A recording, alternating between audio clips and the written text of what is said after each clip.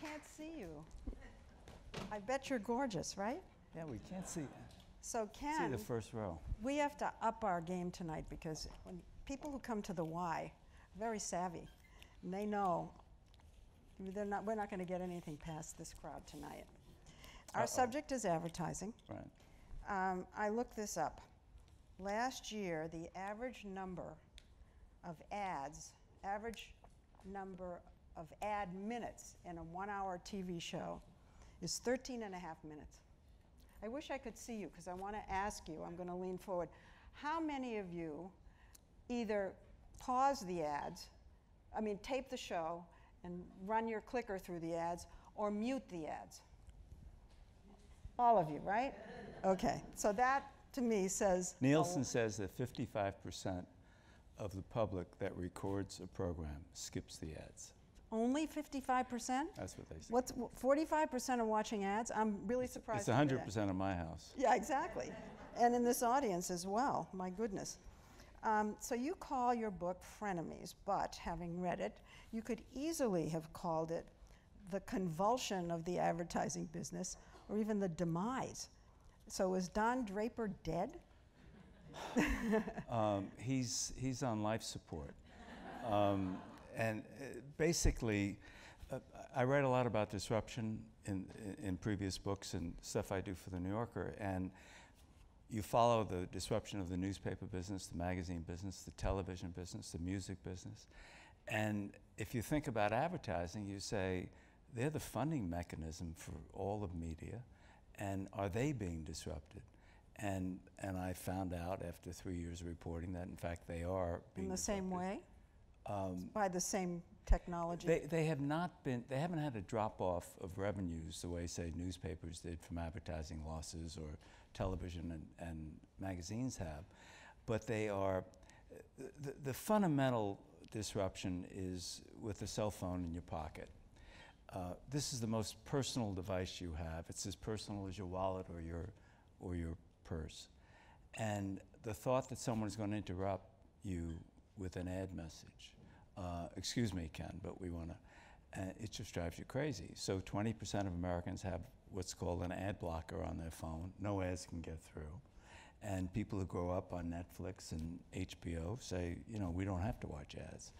And so the basic frenemy, the biggest frenemy, is the public, which doesn't like shitty ads. We're enemies. It's not even frenemy. We don't watch, well, I don't know. If you tell me that 45% of the public is watching the ads, I'm surprised.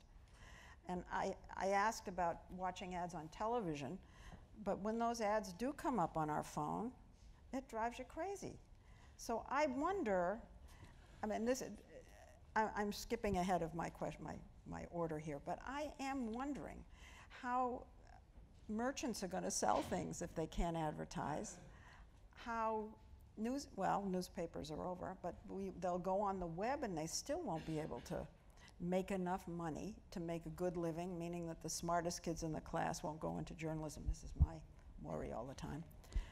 Well, if you think, you started off by asking about Don Draper. When Don Draper or his equivalent, Bill Bernbach or David Ogilvy, were alive and reigning supreme in the 60s and 70s, if you went to college, the idea of joining an ad agency was very attractive. Exactly. And the pay was good, and you had your 3 martini lunches, and it was a good life. That glamour is gone. And the pay scale in the advertising industry is much lower than most other industries, particularly a young kid going to college say, I'd rather go to work Google or Facebook and make a lot more money. But Google and Facebook are advertising. They're frenemies. Are they, would you call them advertising companies? Totally. I mean, 97% of Facebook's revenues come from advertising. Almost 90% of Google's does. So they are totally dependent on advertising. If advertising dies, they die. And people don't often think about that. The smartest kids in the class are the ones who used to be creative and went to Doyle Dane or Ogilvy. Are they now at Facebook and Google? They're, or LinkedIn or some other company. Yeah. They're going. I mean, LinkedIn did a very extensive study, which I quote in the book, and said that of 9 industries, the lowest paying entry-level jobs are in advertising, and the next to lowest morale is in the advertising world. And it is Facebook and Google who have destroyed the advertising industry as we used to know it. Well, no, it's not just them. I mean, the public has destroyed it. I mean, the public is empowered to basically to skip ads, or to put ad blockers on their phones, or to say, I don't want to be interrupted, or to use the PVR to, to skip the ads. So technology has empowered us as citizens. I see what you mean. To avoid come around the ads. back door. So you just returned from Cannes and the Lions Advertising Festival, which used to be one of the most glamorous, ostentatiously opulent events, annual events every year. And the advertising agencies used to spend outrageous amounts of money wooing their clients, wining and dining. What was it like this year? They still do it. They still do it. They don't make any money, and they still do it? No, but they do make money. It's not, what has happened to the newspaper industry or has happened to the magazine industry has not yet happened to advertising. It's happening. But they still are, their revenues are growing, though more slowly. Their profit margins are shrinking, though they still have a profit margin. And the madmen, the creative people, are less important in the world. The Don Drapers are less important than the media agency people, or the math men, as I call them. The math men. Yeah. Who are the math men? The math men are the people who think advertising can be a science. So it's Facebook and Google, it's the engineers, it's the data scientists, who basically say, the way we're going to get out of our trough, the way we're going to make this business grow again, is we're going to have so much data about you that we're going to target ads. So it won't feel like an ad, Lesley. We're going to give you, we know you like red dresses. And we're going to offer you, you're going to be walking down the street, and they're going to say, Lesley, you're only 2 blocks away from the store, Bergdorf Goodman, where you bought a red dress 2 weeks ago. And if you go in now, there's beautiful red dresses at 20% off. You're going to have to be 20 years old to accept that. If you're over, well, you have to be, if you're over my age, you just find it totally creepy. They're following you around. They know where you've shopped. They know your taste. They know everything about us. And they follow you around so that if you're shopping, they know where you are. Ooh. But see, that's a basic question. Will you, when they do that to you, will you say, God, this is a great deal? Or are you going to say, how the hell do you know so much about me? I think it's age. There's an age cutoff. I think, if you're up where I am, it's truly creepy. I'll have to call my daughter. Well, they know a lot more about you than you like red dresses, by the way. I know. I've done stories on this, and I find it distressing. In fact, I wanted to become an activist. I know I can't because I'm still working as a journalist, but I wanted to become an activist and start an organization called Grandmothers Against Social Media, because I know what it's doing to young kids, social media. Except then I realized that Grandmothers Against Social Media stands for orgasm. I decided I couldn't do that. I just can't do that. But anyway, I find it all very creepy. And I think we're going to talk about the red dress. But before we move on to who the frenemies are and how the advertising business is sort of reorganizing itself, just tell us about Cannes. I mean, I want to know about this what happens when these very, very wealthy agencies and now tech companies get together to celebrate. Who attends Cannes are all the ad agencies send representatives. Hundreds of executives go there. Copywriters, creative, the engineers, the data scientists. The clients, the Procter & Gamble's, the Unilevers, they all go.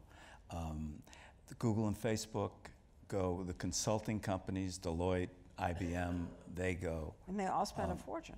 They spend a fortune. And the Lions Festival people, what you do is you pay to submit your ads for awards, which is the ostensible reason for it. It's an award competition. And if you walk into any creative agency head's office, you'll see all their trophies the way you will see Oscars or Emmys in a TV or a movie business world. And at night, instead of watching... Oh, this is like their award. Oh yeah, it's 4 or 5 days, and they, by the way, they make $80 million from the people who pay enormous amounts of money to submit for awards, and then to I heard that they bring in the best chefs in the world. They bring in Beyonce to perform. I mean, no, what happens? No, it's not quite that. Everyone gives their dinners. So there's a Viacom dinner every Thursday night of Cannes. Turner cocktail party on Wednesday night. Michael Casson, who's one of the characters in my book, yes, main character. He and Bob Pittman of iHeartMedia do the big dinner, and they had this year they had John Dumbovi, who's the performer. Last year it was what's his name, who's married to Gwyneth Paltrow, Martin. Oh yeah, don't ask me. But and that's a big dinner. Thank you, Chris Martin. Got it. Anyway, and then at night, as you're walking back from one of these dinners, which are by invitation, there are people standing out by the bars like a frat party. And you wake up in the morning and there are people sleeping on the beach, and it actually drives some of the older executives in advertising crazy that their people are acting like frat boys. I heard, though, that Facebook and Google had really taken over. They're the giants who go, and that's what your book is telling us, that Facebook and Google, because they're advertising gorillas, I guess, have really, really now taken over advertising in the United States. Last year, for the first time, digital ad dollars exceeded television ad dollars, which is a big change. In other words, over $70 billion worth of ads go to television, and last year 75 or 76 went to digital. And 3/4 of those digital ads go to two companies, Facebook and Google. Right. So they are not only getting a lion's share of the digital ad revenues, taking it away from the BuzzFeeds and the Vice and the others who are struggling now to attract ad dollars. But they increasingly, which one of the reasons they're a frenemy, they increasingly say, we're going to meet directly with the client. We're going to go directly to Procter & Gamble. We're going to tell them, here's what we can do for you if you want to target ads on our platforms. They're bypassing the ad agency. Completely. You know what, you talk about this consolidation in the advertising world, where there are holding companies. Talk about what happened, why these larger companies were formed in the first place and bought up all the different agencies. It's going on in every business where you get consolidation, but tell us about what happens. What happened, if you remember, if you watch Mad Men, Don Draper, it was a small firm, and then they suddenly got taken over. And if you look at the way the world of advertising has broken out, roughly, and people argue about how much it is, but it's roughly a $2 trillion worldwide industry between advertising and marketing. In the US and around the world, $500 billion is spent on advertising as we know it, ads. The rest, or basically 3/4, is spent on marketing. What is marketing?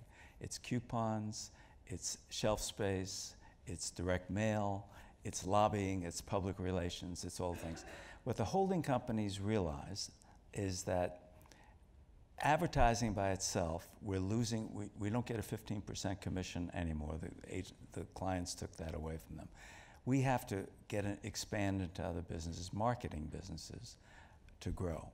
And so they have, if you look at WPP or Publicis or Omnicom, these are the three of the five big holding companies, they own not just the ad agencies, you're familiar, Ogilvy and Mather and Young and Rubicon and Gray Advertising. They also own PR agencies and direct mail firms and design firms and lobbying firms. And that's how they keep their margins up, by doing that. And what drives the clients crazy is that when they pitch an ad campaign, you should hire our ad agency, they also pitch, you should also hire our PR agency, our design. Sure, yeah. And it drives the clients crazy. One of the things you wrote about that really I was unaware of is that companies who want to sell something, more and more are doing their own ads. And you mentioned the New York Times as a good example of this, but many other companies are now no longer turning to agencies. They'll just hire a creative person to do their own creative work on the client becomes a frenemy. It's another reason why I titled the book that. The New York Times has 300 people in its sales department, roughly, and 1/3 of them are creating ads and going directly to the clients, bypassing the agency and saying we can serve as an ad agency. PR agencies become ad agencies. Vice, the biggest revenue producer for Vice is their own in-house ad agency. In-house ad. And you mentioned the clients, they take what they call stuff in-house. So they increasingly saying, hey, wait a second, we can do this more cheaply and have more control. Why don't we create the ads, or why don't we buy the ads? And so all those become frenemies for the ad agency, but the ultimate frenemy, the existential threat to the whole infrastructure, and is the consumer. Yeah. But I want to talk about how Facebook and Google are the enemy for a minute. There are a lot of enemies here in this world. They're in a jungle. Do Facebook and Google create their own ads themselves? They do some, and increasingly, this is another way where the madmen, the Don Drapers, are eclipsed. Increasingly, people say, why do you need a 30-second spot? People won't pay attention to it anyway. It's an interruption, particularly on your cell phone. Right. So we do instant message ads and really short form. Facebook says that if you don't get people, if you do a video ad, if you don't get people's attention in the first 2 seconds, you will fail. So the question then becomes, what do you do to entrap them in the first 2 seconds? And increasingly, Facebook and Google hire people to try and figure that out. The micro-targeting that Facebook and Google and Amazon is getting into this as well, that you mentioned. Big time. Big time. And this idea that they know everything we do and can make an ad specifically for me that's let's say they're selling the same thing to you and me, but my ad will look completely different and sound completely different because of an algorithm. So how much are these algorithms writing the ads, determining what is said in the ads to us? The algorithms are only work if you have the data about Lesley Stahl. But they do. They have the data. My God, they know everything. And they know enormous amounts. And when you mention Amazon, if you think about it, what Google has is what you're interested in, what you search for.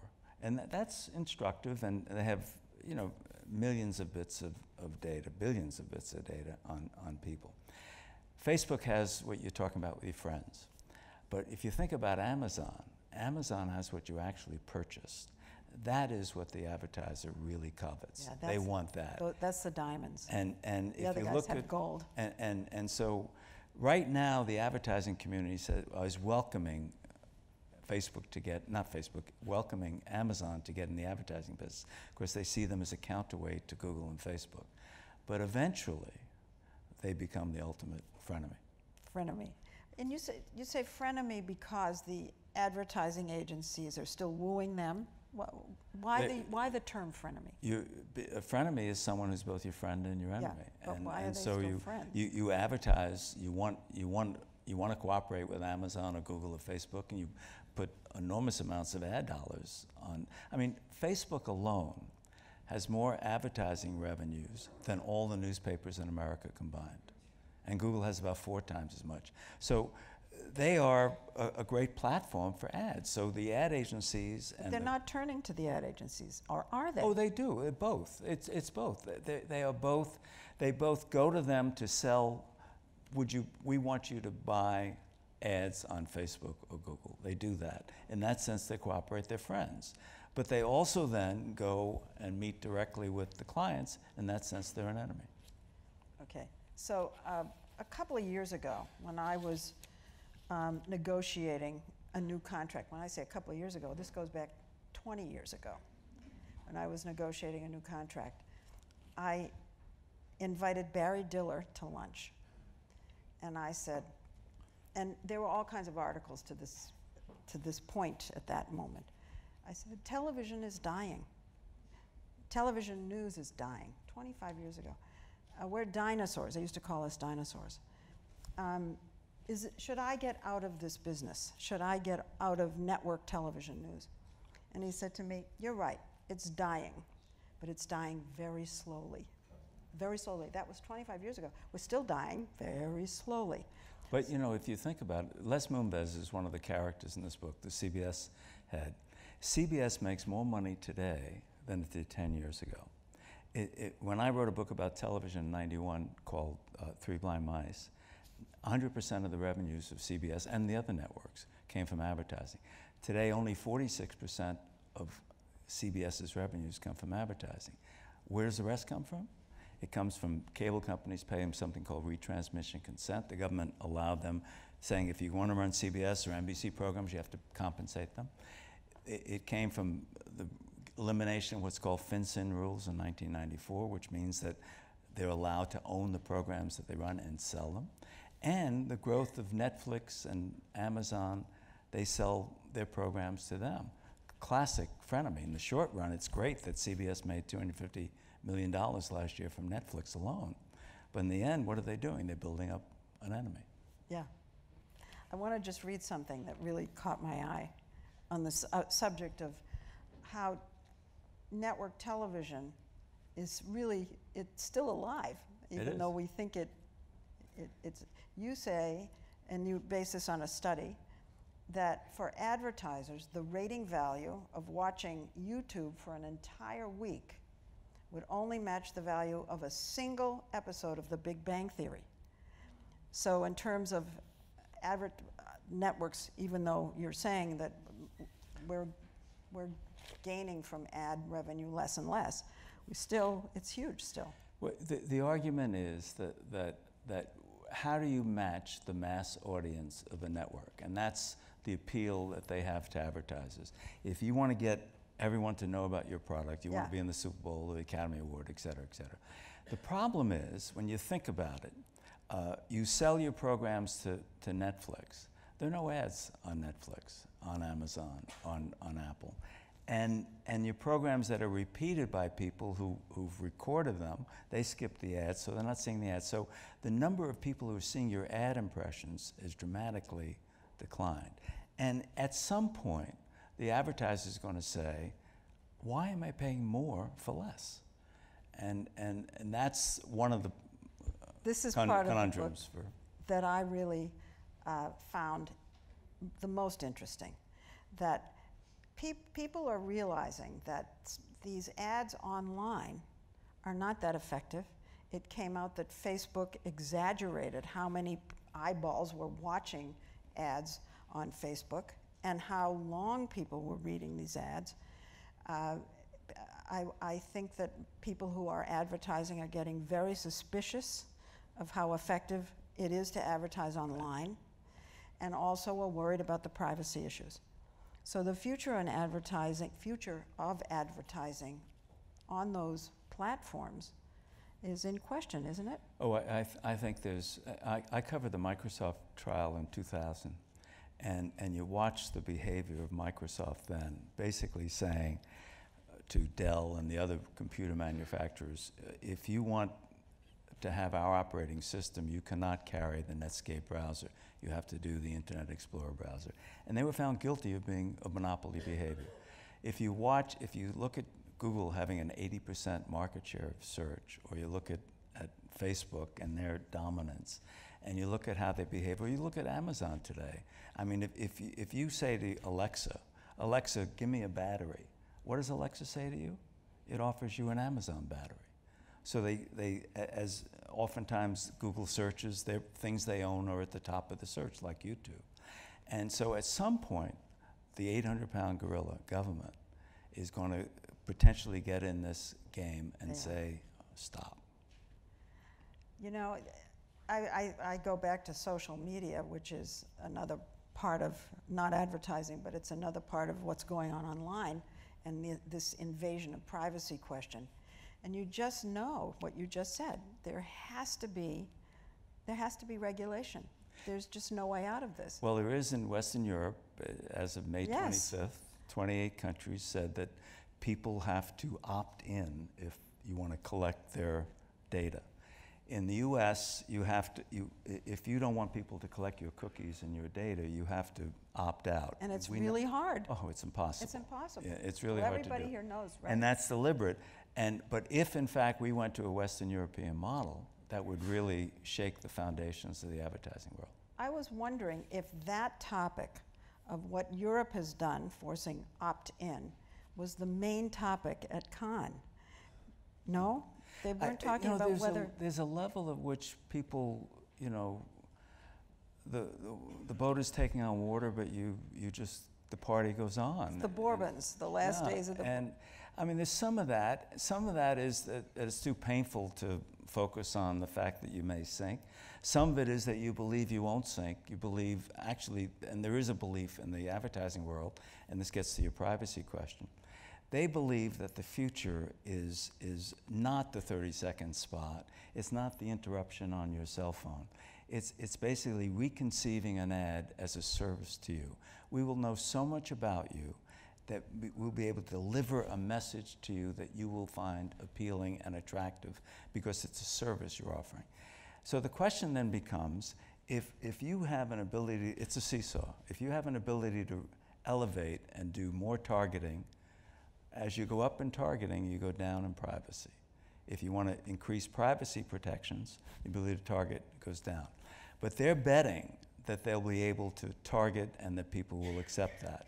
We don't know whether that's true, and there's no way to know whether it's true. So it won't be an ad, it won't be a jingle, it will be, we have a great deal for you, and you happen to be right in that neighborhood. Well, it may be on your GPS on your mobile phone, but it may also be, you know, Facebook or Google can disaggregate and tell you that these are 1 million people who have a luxury car, and would you like to target them? Or these are the people whose leases are up, and the car manufacturer knows whose leases are up, who has a lease, but if you have a BMW lease, the Mercedes doesn't know it. They can actually target that. And they'll say, that's a service. If you go in, Ken, and we'll give you, you know, your lease, we'll take $100 off your monthly payment. You know, I did a story on a man named Brad Parscale, who ran the digital ads for Trump. Remember that. And he showed us how they micro-targeted. And they could so finely slice ads for you versus you, depending on all this information that they knew based on Facebook. Facebook embedded their people into the Trump campaign to teach them how to target Ken Auletta. They do it, all campaigns. I mean, they're... Well, but Facebook wasn't embedded in all campaigns. No, actually they are. They basically... They weren't in Hillary's. No, that's because she was stupid, you know. No, but they make that available. Right. Yeah, it's basically government service. They're trying to. It's like lobbying for them. But they're, you know, you know, it isn't. She's done a lot of stories on Facebook. I've done a lot of stories on Facebook. I read a really interesting story about Facebook and advertising. It is that. Mark Zuckerberg really thought of his company for many years as just a way for people to stay connected to their friends. And they weren't making money. They weren't making money. They were growing and growing and growing and not making money. And then he hired Sheryl Sandberg from Google. And she said, we're going to be an advertising company. And she turned Google into an advertising company. I write that in the book. I report that. She did. And by the way, something similar happened after 5 years at Google, too. They both said, we're going to first Google and then Facebook, we're going to build an audience, mass, and then we'll figure out how to monetize it. They both started with an aversion to advertising. They hated it. They thought it was interrupting and kind of cheesy to do. Exactly. And Sheryl came in to Facebook. She also was running the ad program at Google before that. Right. And basically said, he went off to India, and he left her in charge. She was hired as COO. Mark went off to India. He went off, and it was actually a very clever executive move, because he basically hired her and then empowered her to hold meetings to figure out how do we monetize Facebook. And she said, and they all said and agreed, it has to be advertising. We have all this data, and we should trade it. But then I read that he was uncomfortable with it. Baloney. Baloney. He just likes raking in the money. He's smiling all the way to the bank. But you know, think about it. This is a guy who grew up. If you think about how Facebook started at Harvard, it was really spying on who the attractive, sexy young ladies. And he says Facebook is about sharing information. It's about communicating. It's about opening up, right? It's not about privacy. No, He didn't believe in privacy. It's never been about privacy. And that's one of the problems that these companies have. Okay, so one of the huge, I don't know, stars, powerful people in advertising for many years has been Martin Sorrell. Am I saying his name right? Yeah. Sorrell, who created and grew WPP into maybe the largest holding company. And then he was let go. Now, this fellow over here is so brilliant, telling you this, that he got Martin Sorrell to interview him to do what I'm doing in front of an audience at Cannes. I want to know how you got him to do that. But more brilliant, and why he's such a great journalist, he's interviewing you, and you turn the tables and start interviewing him about why he was fired. And so you have to tell everybody that story and what you learned from him. He was let go, and the Wall Street Journal broke the story, and then the Financial Times did an inside 2 pages, which is very unusual for them. Basically said that Martin Sorrell was fired because he was not just too rough on his employees, but was cruel to them. He fired his longtime chauffeur because his chauffeur said he had worked 18-hour day and he wanted him to come back in 3 hours and pick up his wife. And he said, I'll be endangering her, I need to sleep. And he fired his longtime chauffeur. Wow. And then people came forward and they interviewed in the Financial Times 28 people, and they said, this is what he did, the cruel thing. They also said, a second charge, is that he took a small amount of corporate funds. It's not clear what a small amount is in a $21 billion company. Is it $5 million? Is it $5? I don't know. But he took it, and then both the Wall Street Journal and the Financial Times said he was spotted going into a building where a prostitute did business. And supposedly took petty cash to pay for that. So, and so they fired him. I had said in the last chapter of my book, he was one of the characters in the book, so I said— He's a big character. Yeah, he's a big character in the book. Yeah. And I said, so you're going to be 73, when will you leave? What do you think? He said, they'll have to shoot me to get me out of here. And then I wrote, well, they did shoot him. So then the question is, what's the truth? So he had agreed to, of course my book was coming out, and Cannes flew me there, and there were a number of things I did press related to the book there last week. He was going to interview me on the main stage. This is an auditorium that holds like almost 3,000 people. And so I had breakfast with him Friday morning, this last Friday, and he wanted to ask me, talk about what he should talk about the book. And I said, I just want to tell you as a courtesy, I'm going to turn the tables on you. Oh, you told him? Well, I didn't tell him what I was going to ask him. No, but he knew you. As a courtesy, yeah. He said, well, I may not do it. I said, you can't not do it now, you know. So we're on the stage, and he starts asking me these questions about the book, and there's a clock in front of you, and I saw halfway through, I said, let's talk about the elephant in the room. And I asked him about why he was severed from WPP, the company he started 33 years ago. And he started to procrastinate and say, well, I don't have to answer that. I mean, it's a private matter. And the audience started to boo.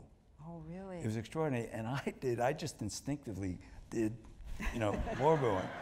And they did, and it compelled him to answer questions. So we had this amazing little colloquy about. What did he admit and what did he deny? He admitted nothing. He basically said he did not, there was no prostitute, there was no misuse of corporate funds. If you can talk to 28 other people, they'll tell you I was a kind boss. And what I heard was that you were a tiger, that you did not let go. well, no, I stayed with him, but I wasn't rude. I mean, well, maybe he thought it was Tigers rude. aren't rude, they're just tenacious. Yeah, I asked him a lot of questions.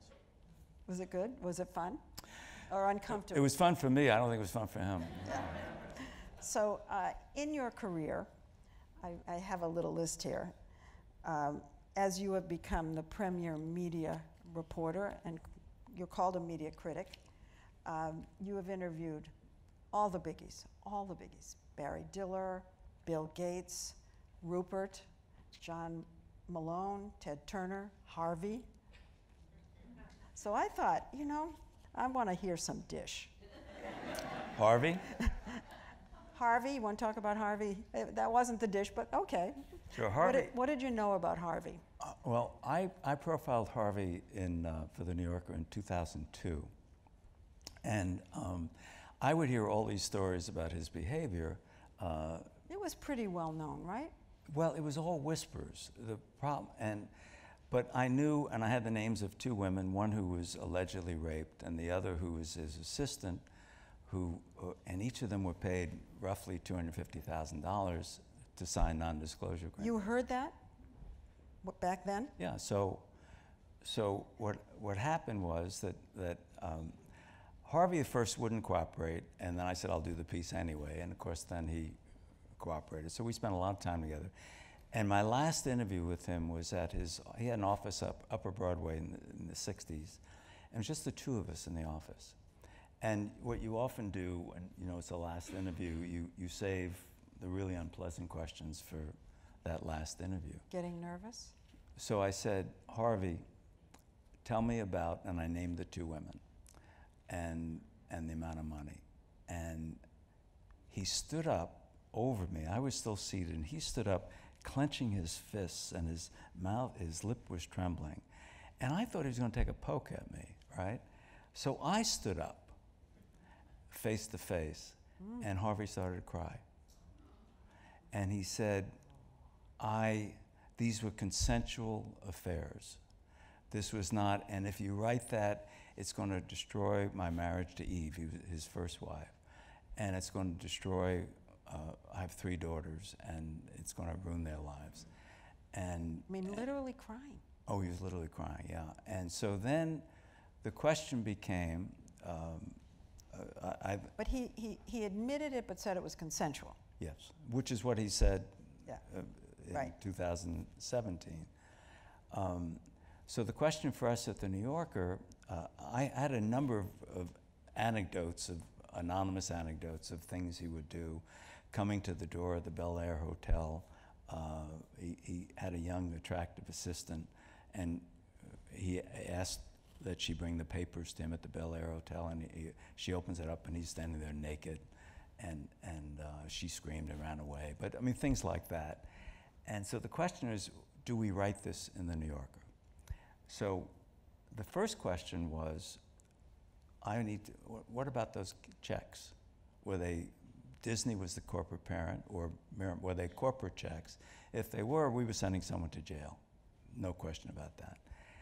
So we had this meeting. And you didn't know the answer to that? Obviously. No, we didn't. Well, we found out the answer because David Remnick and I met with our attorney, with Harvey and his brother and his attorney.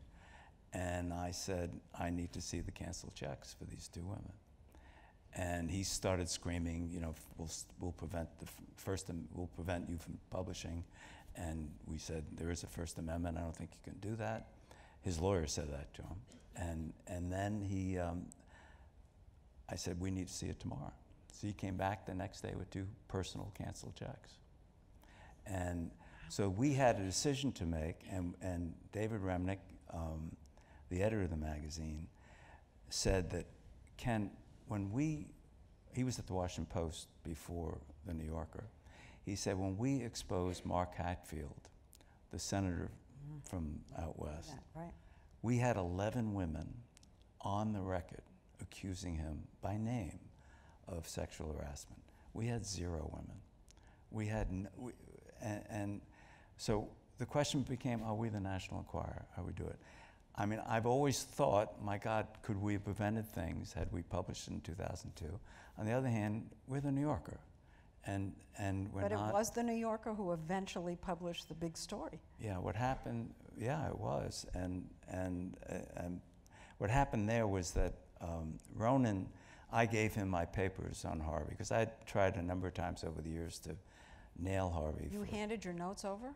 And my tapes, yeah, to him, yeah.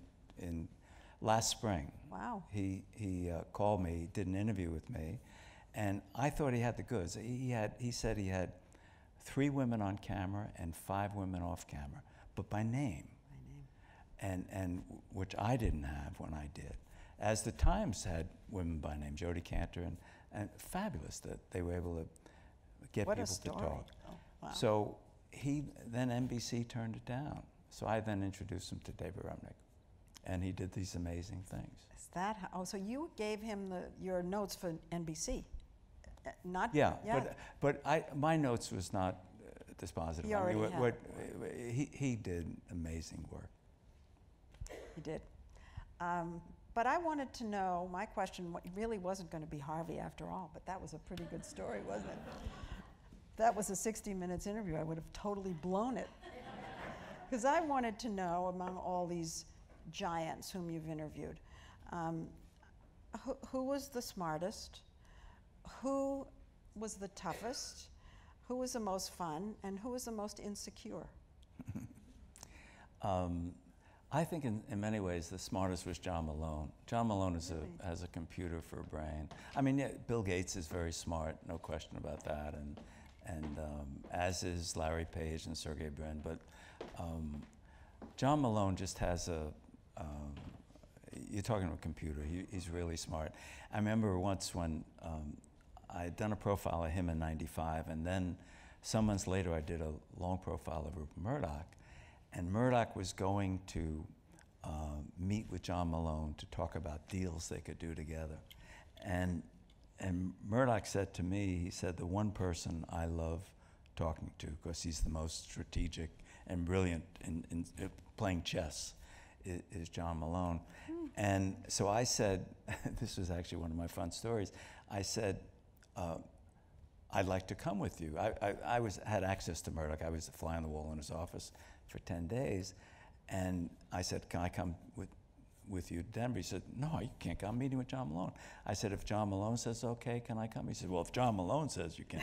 So I call up Malone, and he says, well, if Murdoch says you can. And so I sat in this 4-hour meeting as these 2 moguls are kind of trying to divide the world. Well, I like to buy CNN, he says, and Murdoch says, and Malone wanted sports networks and stuff. And I had to go to the bathroom so bad. And I'm sitting there for 4 hours, and I say, if I get up, they'll never let me back in. And you'll miss the most important thing. The most fun was, in some ways, was Ted Turner. Oh, yeah. He was an amazing character. And the most insecure? I think they're all insecure at some level. Well, I mean, you're right about disruption, as I do. You're talking about people who know that their business may be teetering. So there's an anxiety. If it's not insecurity, it's anxiety. But we're having a whole lot of merger talks coming up.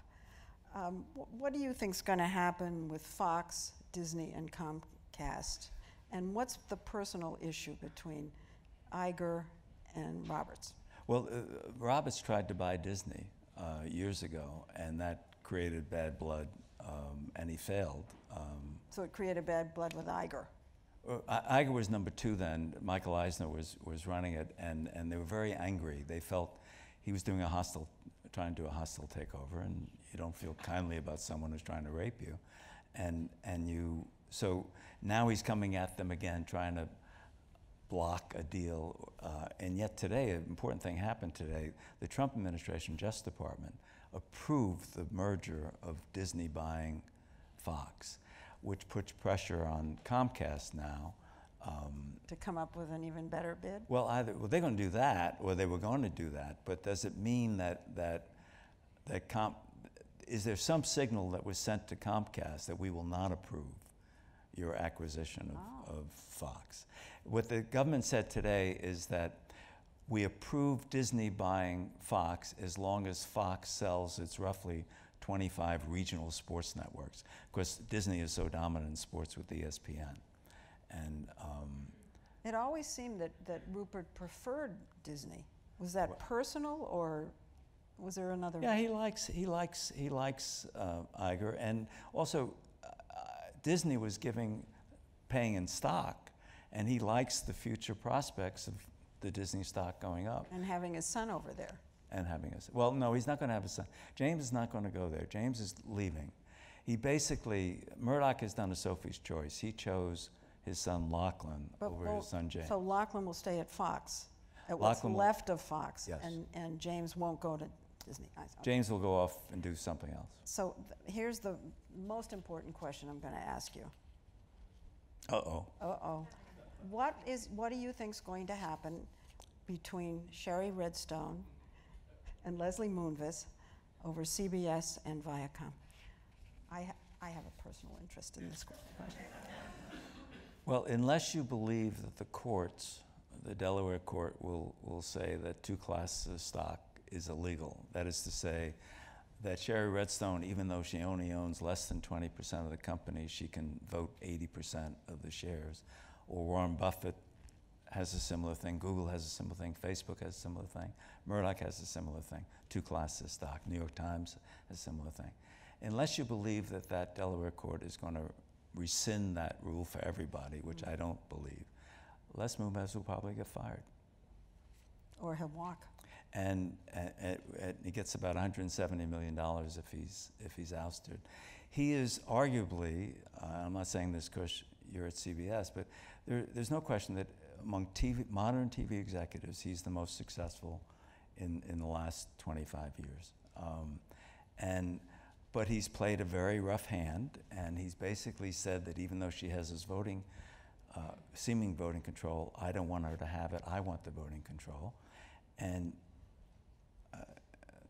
he must be prepared to leave. He must play this game. He's saying. Yeah, I suspect he is. All right, we have some questions from the audience. Of all the people you write about in the book, will any of them survive? That's a good question. Well, Carolyn Everson, who's the head of advertising for Facebook, is one of my characters. She's thriving. She's doing real well. She's had a bumpy year because of some of the things you talked about. You mean the Russian bots, the proof that the people who think they're scientists, it really wasn't a science and that they screwed up. But the major character in the book is a guy by the name of Michael Casson of MediaLink, and in an insecure industry where people are looking for, an anchor, some sense of what to do, or introduce me to Google and Facebook. He represents Google and Facebook. Introduce me to clients. He represents clients. We want to change our ad agency. He does the process. He's in the middle of everything. So he's like in politics, you call him a power broker. So he's there, and when people, as has happened to him a number of times, say to him, why should I hire you? You represent everybody. I mean, you represent the clients, the agencies, the publishers. I mean, how can I trust that you're not going to trade information? He said, I kiss everybody, but if you want a really good kisser, you hire me. and so he's doing fine. Does. And everybody does. Everybody does. This is a great question. Netflix is not making money. So is it inevitable that one day we're going to see ads on Netflix? They say, I interviewed Ted Sarandos, who's the head of programming, about 3 weeks ago or 4 weeks ago at the Museum of Paley Center. And I asked him that question. He said, absolutely not. One of our attractions is no ads. They actually make a small amount of money, and they can make a lot more if they choose not to expand dramatically overseas. Netflix, just to give you a sense of how strong they are, They spend $8 billion a year on programming. You know what CBS spends? $2 billion. Oh, I know. Which is what the other networks spend. It's a So killer. you think about what they're facing, and powerful people, producers, directors say, I'm going to go there. I don't have commercial interruptions, and they're going to pay me these big bucks. And they leave them alone. If you produce something at Netflix, they just say, go do it, as opposed to the networks that get deeply involved. Netflix's profits are slim only because they choose to spend it on expansion, just as Amazon for years showed very little profit, and sometimes no profit because they were expanding all the time. It's not a bad strategy Right. to get off the ground. What they've done in Europe in terms of the opt-in, which is called GDPR, Right. Will that come here? I don't despite all know. the obstacles? The entire ad community, and by the ad community I mean the clients, the advertisers, the organizations that represent them, the publishers, all oppose what's happening in Europe because they know it'll hurt their business, particularly their ability to target, which is what they see as the future. But if the public is as concerned about privacy issues, They haven't been. There's a traditional concern in Europe, Western Europe, about privacy, which we have not had here. concerned? We're not as concerned. The question is, will we become concerned? And the answer to that is unknowable right now. There really is an age demarcation. I think if you're over a certain age, you're really you're almost desperate about what's going on. And if you're younger, and if you grew up with this, if you grew up with Facebook, you know, you But do you know, it's want to interesting. have. You know, there's an argument. Evan Spiegel in the book, in the interview I did with him for the book, he said, I think there's a difference between the Generation Z that I represent, which is the teenagers, versus the millennials that Mark Zuckerberg and Facebook represent. He said, they're not concerned about privacy, his consumers. Mine are. Oh, And so he come around believes when that you're the young. younger, his argument is that there's greater concern among teenagers today about privacy than there is among people in their 20s. Oh, I want to remind everybody that Ken will be signing books outside, right next door actually, following our discussion. I want to ask, this is our final question actually, where is advertising going? I just read the other day that AT&T, when it gets together with Time Warner, is going to completely change the advertising, the way they advertise. Where do you see this all leading? Well, again, it all ties into being able to, using data to be able to target people. If you think about AT&T, AT&T has over 100 million telephone customers, I mean cell phone. They have a tremendous amount of data on all of us. They own DirecTV, which is 30 some odd million, which is bigger than any single cable company. They have all the data from people from that. Can't escape. And they basically see themselves as potentially rivaling Google and Facebook with digital data that they can target at people. But are they going to target online, or are they going to find a way to target on cable television? Both. So if you are watching something on cable television, one of these shows that On does DirecTV. on DirecTV, On satellite TV. the ad you'll get for the same product will be different than the ad I get. Yeah, and don't forget, they own your broadband wire, and when you get to 5G, which is the next iteration of, which will mean that your cell phone will be able to download a movie in a couple of seconds. That internet wire, that broadband on your cell phone, will give them tremendous access to you. You know, this one moment with Brad Parscale, who was Trump's digital advertising guy, sticks in my mind. He had an ad, I don't remember what it was for specifically, what the issue was, but he knew what everybody's favorite color was. He knew that if he sent me a red ad, that I would be more likely to look at it than if it was green, but that you would look at a blue ad. He knew that. There was a psychological element to all of this. Well, you talk about facial recognition, reading your eyes, your interest. The amount of data out there and the ability to violate our privacy is profound. And whether government at some point, either because of public clamor or because the people who ask those dumb questions to Mark Zuckerberg get it at some point, this is a real issue. The best thing I've heard tonight is that teenagers are concerned with privacy. Right. It's seriously, I love it. Not just us old fogies, huh? Great read. I really enjoyed it. I learned so much that I didn't know. And you scared me a little. Scared me too. Really good read. Thank you. Good. I'm gonna read this here. Oh, there they are. They are good looking.